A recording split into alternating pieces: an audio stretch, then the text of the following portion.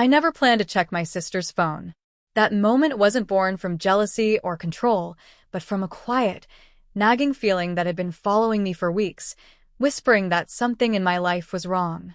I had ignored it at first, blaming stress, routine, marriage. I trusted my husband. I trusted my sister even more. That afternoon, we were sitting in my living room. The house felt unusually still, the kind of stillness that makes you aware of every sound. My husband, Adam, had left earlier for work, rushing out with a distracted goodbye and his phone clenched tightly in his hand. He hadn't looked back. My sister, Sarah, arrived shortly after, as she often did, uninvited but familiar. She said she wanted to spend time together, yet her attention never left her phone. It kept lighting up, buzzing, vibrating against her palm. Each time it did, her lips curved into a small, private smile. Each time, she tilted the screen away from me. "Someone important?" I asked casually, pretending not to notice. "No," she replied too quickly. "Just messages." Sarah didn't have many people who messaged her like that. When she stood up to go to the kitchen, she left her phone behind on the couch, inches from where I sat. Face down, unlocked. My heart began to race, fast and loud, as if it already knew what my mind was still denying. I told myself to stay seated. I told myself not to cross that line. Instead, I reached for it. The screen lit up instantly. My breath caught in my throat as notifications filled the display. Message previews stacked on top of one another, all from the same contact. Adam kırmızı kalp. My hands began to shake as I opened the chat. The first thing I saw wasn't text. It was a photo. My husband's face stared back at me, closer and more intimate than any picture he'd sent me in months. He was smiling softly, the same smile he once reserved just for me. Below, it was a message. "I miss you already." I scrolled. My chest tightened with every movement of my thumb. Hundreds of messages. Late-night conversations. Complaints about me. About our marriage. Jokes meant only for them. Photos I should never have seen. Then I saw the one that destroyed any remaining doubt. Adam and Sarah, standing together in a mirror. His arm wrapped around her waist. Her head resting against his chest. They weren't trying to hide.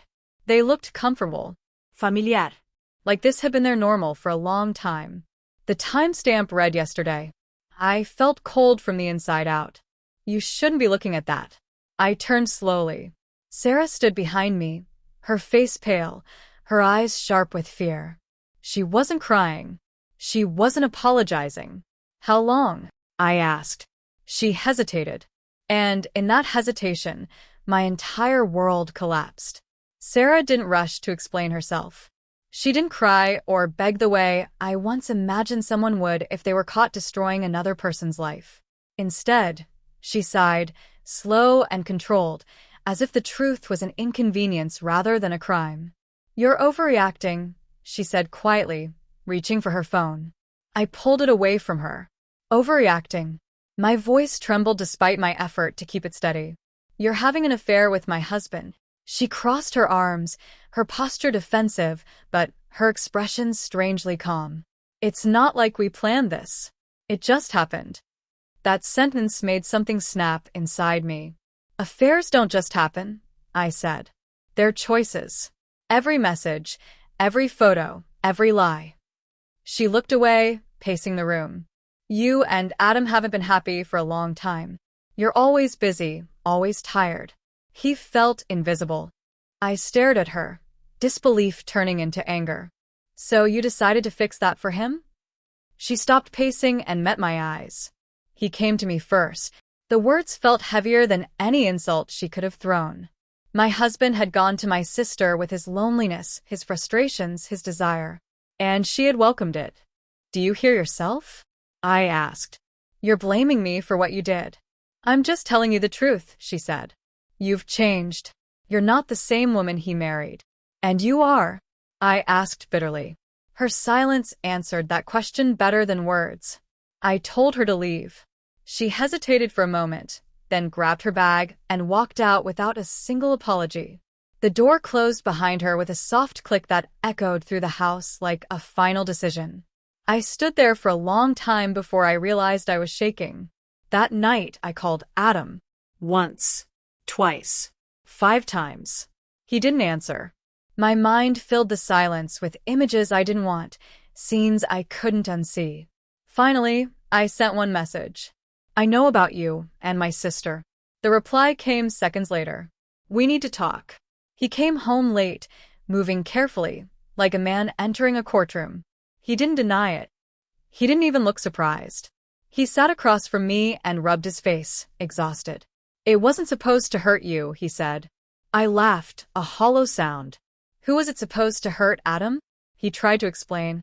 He talked about feeling misunderstood, about distance, about how conversations with Sarah felt easy. He spoke as if emotions excused betrayal. She listens, he said. She understands me. So did I replied. Before you decided I wasn't worth the effort. When I asked him how long it had been going on, he hesitated, just like Sarah had.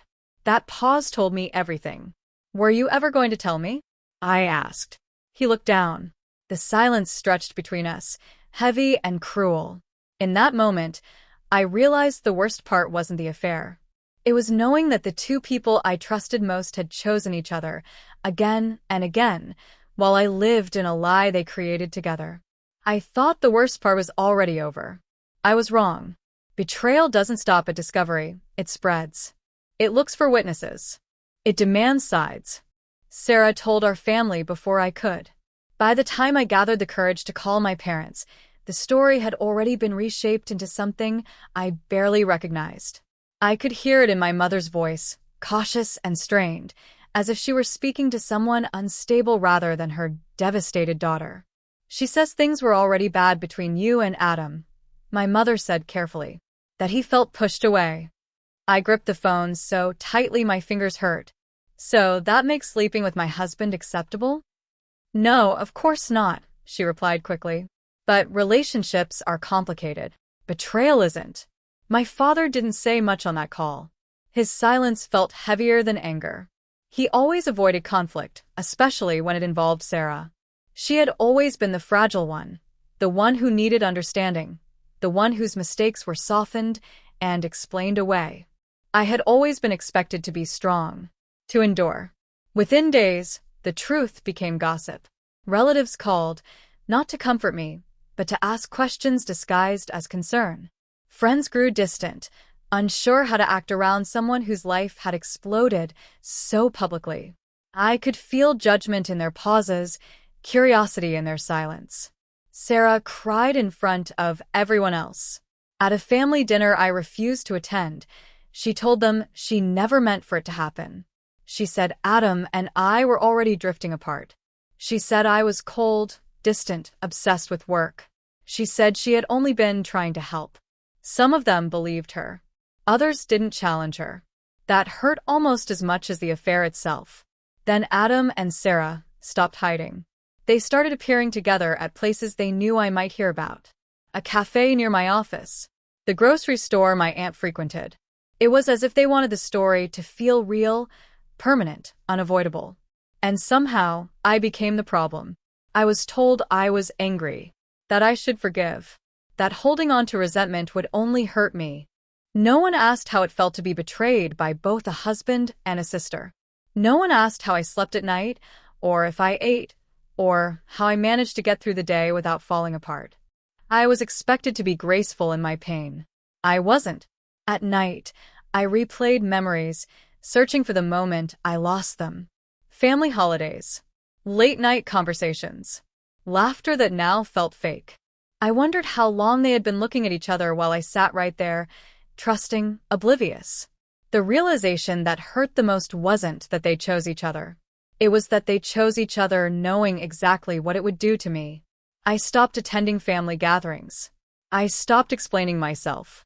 I learned that silence could be a shield when words were only used against me. If they wanted a villain, I wouldn't beg them to see the truth. I would survive without their approval.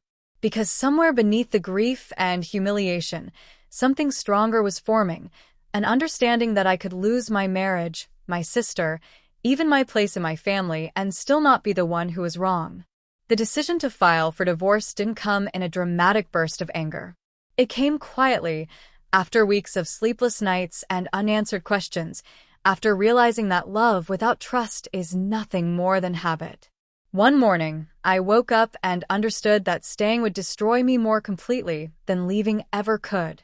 The sky was gray the day I went to the lawyer's office, heavy with rain that never quite fell. The waiting room smelled like old paper and cheap coffee. Couples sat on opposite sides of the room, strangers bound by the same kind of ending. I felt out of place and yet exactly where I belonged. The lawyer spoke in a calm, neutral voice, explaining timelines, paperwork, and legal terms as if this were just another transaction. I nodded when expected, signed where instructed. Each signature felt like closing a door I had once believed would stay open forever. With every stroke of the pen, I let go of a version of my life I had planned so carefully. Adam didn't fight the divorce. That hurt more than I expected. 2 weeks after I filed, he moved in with Sarah. I didn't hear it from him. I heard it from my mother, who said it gently, as if softness could make the truth hurt less. Seeing his car parked in front of my sister's house days later made my chest tighten in a way I can't fully explain. That driveway used to feel like family. Now it felt contaminated. Everyone had an opinion. Some said I was doing the right thing. Others said I was giving up too easily. A few suggested counseling, forgiveness, second chances. None of them understood that forgiveness without accountability is just another form of self-betrayal. Adam called me late one night, his voice hesitant. "We didn't mean for things to turn out like this." I let out a quiet laugh. "But you let them." He didn't have an answer. Packing his things was harder than I expected. Every object carried a memory, trips we took, jokes we shared, a life we built together brick by brick. I boxed them all up, not because I was strong, but because I had no other choice. When he came to collect the boxes, we didn't argue. There were no raised voices, no dramatic speeches. Just silence and the knowledge that whatever we once were was gone. He looked at me like he wanted to say something meaningful, but nothing he could say would change what he'd done. After he left, I sat alone in the house that no longer felt like a home. The walls echoed with absence. For the first time since discovering the affair, I let myself cry, not for him, not for Sarah, but for the woman I had been before betrayal taught me how fragile trust really is. That night, I realized something important. Ending the marriage didn't mean I failed. It meant I chose myself. For a while, it looked like they had won. Sarah and Adam didn't hide anymore. They moved through the world like a couple freed from secrecy, posting carefully chosen photos, smiling at family gatherings I no longer attended, rewriting the story so it sounded almost romantic. Two people who found comfort in each other. Two people who couldn't help falling in love. That was the version they sold, and many were willing to buy it. From a distance, it hurt more than I wanted to admit. But distance also gave me clarity. Without me in the picture, reality crept in. The fantasy that thrived on lies and stolen moments had to survive real life now. Bills, routines, expectations, and trust. And trust was something neither of them truly had. It started with small cracks. Adam became controlling in ways he never had been with me. He questioned Sarah constantly, checked her phone, asked where she was going and who she was meeting. He accused her of hiding things, of lying. The irony was cruel, almost laughable. A relationship born from betrayal was now choking on suspicion. Sarah, in turn, grew resentful. She complained to anyone who would listen that Adam wasn't the man she thought he was. That he was moody, demanding. That living with him was nothing like sneaking around had been. The excitement faded quickly when secrecy was replaced with routine. They began fighting in public. A cousin mentioned seeing them argue in a parking lot. A friend whispered that Sarah cried at a gathering, saying she felt trapped. The same family that once defended her now watched quietly, their sympathy thinning. I stayed silent. That was the most powerful thing I could do. Months passed. One evening, I heard a knock at my door. When I opened it, Adam stood there, thinner, exhausted, Regret etched deeply into his face. For a moment, I barely recognized him. "I messed up," he said. "I didn't invite him in." He told me living with Sarah was nothing like he imagined. They didn't trust each other. Every argument circled back to how they started. He admitted he constantly wondered if she would do to him what she had done with him. "She's not who I thought she was," he said quietly. I felt no satisfaction. Only a distant calm. "And neither are you," I replied. He asked if we could talk. If there was a chance to fix things. If I could forgive him. The audacity of it almost made me laugh. He wanted comfort from the very person he had destroyed. "You didn't just cheat on me," I said. "You chose my sister. Every day, knowing exactly what it would cost." He had no defense for that. When he left, I closed the door gently. My hands didn't shake this time. My heart didn't race. The pain was still there, but it no longer controlled me. That night, I realized something important. Their betrayal didn't break me. It only exposed the truth, and the truth finally set me free. Healing didn't arrive all at once. It came in fragments, uneven and unpredictable, slipping into my life on days I least expected it and disappearing just as suddenly. Some mornings I woke up feeling steady, almost hopeful. Other days, the weight of what I had lost pressed so hard against my chest that getting out of bed felt like a victory. I started therapy because I needed somewhere to put the anger. Somewhere safe.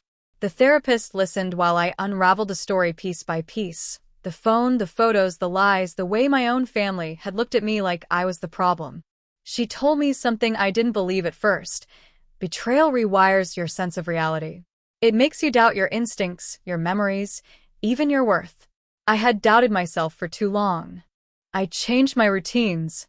I stopped going to places that carried too many memories and found new ones instead. A small cafe across town where no one knew my name. Long evening walks where I could breathe without explaining myself. I learned that loneliness felt different when it was chosen rather than forced. People slowly drifted back into my life. A friend who admitted she hadn't known what to say. An aunt who quietly apologized for believing the wrong version of the story. Others stayed gone, and I learned to accept that too. Not everyone deserves access to your healing. The hardest part was unlearning the instinct to protect them. For years, I had defended my sister, excused my husband, softened truths so no one would look bad. Now I practice telling the truth without adding explanations or apologies. When someone asked what happened, I said it plainly. No drama. No bitterness. Just facts. And I watched how uncomfortable honesty made people who had preferred the lie. Sarah called me once. Her name lit up my phone late at night, and for a long moment, I just stared at it. I wondered what she wanted. Forgiveness, comfort, absolution. The same thing she had taken without permission before. The phone stopped ringing. She didn't leave a message. I never called back. That choice felt like closure. Slowly, I started recognizing myself again. The woman who laughed easily. The woman who trusted her intuition. The woman who didn't shrink to keep peace. I redecorated my home, not because it needed change, but because I did. I packed away reminders of the past, not to erase it, but to stop living inside it. There were still moments of anger, of grief, of sudden sadness, when I remembered who I thought they were. But those moments no longer define my days. One evening, as I watched the sun dip below the horizon, it hit me. I wasn't waiting for an apology anymore. I wasn't waiting for them to understand my pain. I wasn't waiting for justice to arrive in a dramatic way. I was already free. They took my trust, my marriage, my sense of family, but they didn't get my future. That belonged to me now. And for the first time since everything fell apart, the thought of what came next didn't terrify me. It felt like possibility. Time did what nothing else could. It softened the sharpest edges of my pain and left behind clarity where confusion once lived. I didn't wake up one day completely healed. Healing revealed itself quietly, in moments so ordinary I almost missed them. Laughing without forcing it, making plans without fear, trusting my own thoughts again. I no longer checked my phone expecting an apology that would never come. Sarah faded from my life the way shadows fade at sunrise. I heard things, of course. How she struggled after Adam left. How she blamed everyone but herself. How she told people she lost a sister because I was unforgiving. I didn't correct the story. I understood now that people who refuse accountability will always need someone else to blame. Adam disappeared completely. No calls. No messages. No explanations left unsaid. And that was fine. I didn't need closure from the people who broke me. I had learned how to close the door myself. What surprised me most was the strength that grew in the absence of them. I stopped measuring my worth by how well I was loved or chosen.